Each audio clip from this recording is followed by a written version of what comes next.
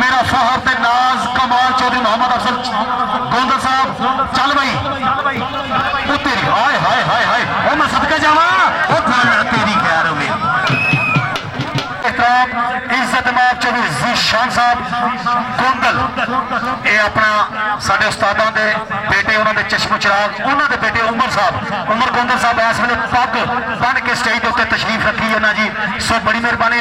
little star साडे को दरम्यान मौजूद ने उमर गोंदल साहब के सानू पक्का फबदियां ने साडी वखरी टौर नवाबी साडी कौम शेरा दी सानू कहण लोकी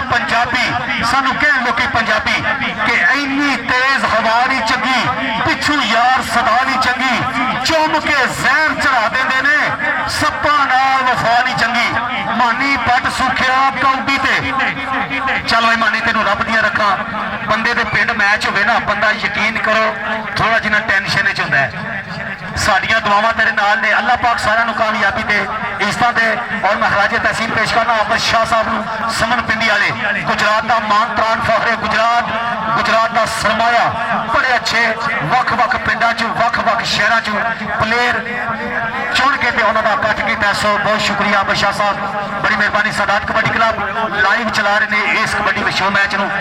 मानी ने टच कीता जे हाय हाय तेरी खैर होवे